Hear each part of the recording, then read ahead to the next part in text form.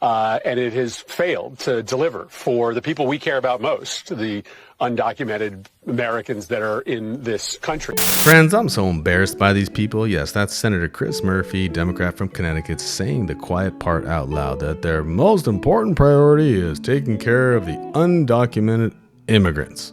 Code word for illegal immigrants. That's their number one priority. If you think about that, and you think about that... It's a joke. Think about it. Think about what you'd think about at the time. Literally lose your mind. I can tell you what they're not thinking about. They're not thinking about that young lady that was recently murdered in Chicago, a blue city in a blue state, by a, well, undocumented Venezuelan criminal that was let out of jail for shoplifting. When they threw him in there, they could have called ICE and said, hey, we think this guy's probably illegal. Maybe come down here and vet him, and if he's illegal, get his ass out of here. They're not going to do that.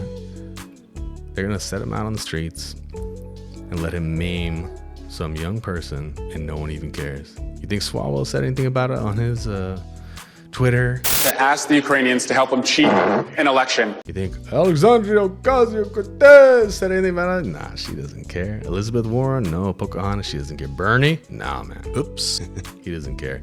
He's worried about equality for everyone and making sure that Mondami has the free buses all ready to go. And I'm here to tell you that I know Republicans, this war in Iran, there's a lot of tricky stuff that's a little weird. I get it. But what they're doing on the left is way worse, period. I'm going to play that clip for you in its entirety. It's only a few seconds, but if you haven't seen this one, this is Stephen A. Smith, bewildered by his own party, their own policies in a big, beautiful state that should be awesome, and it sucks. If you're new here, this is EVOTVTime and signal issue number 39. Don't have voter ID in places like California is extremely unusual in democracies across the globe. There's maybe like 2 or 3 democracies in the world that don't have it. This is just kind of like a standard administrative requirement in a well-functioning democracy. Excuse me for being so ignorant, asking last question. This is definitely my last question. What do you mean you don't have voter ID in California? Yeah, California does not have voter ID. You don't need to present it to register. You don't need to present it to vote. As a matter of fact, the state passed a law forbidding voter ID. So cities, counties, if they want ID, they're not allowed to under state law.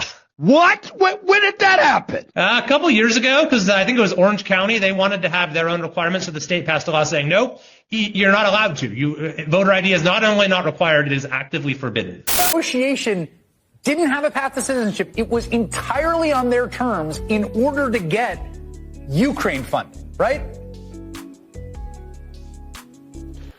Well, I mean, Chris, that's been a failed play for 20 years. So right. You are right that has been the Democratic strategy for 30 years, maybe.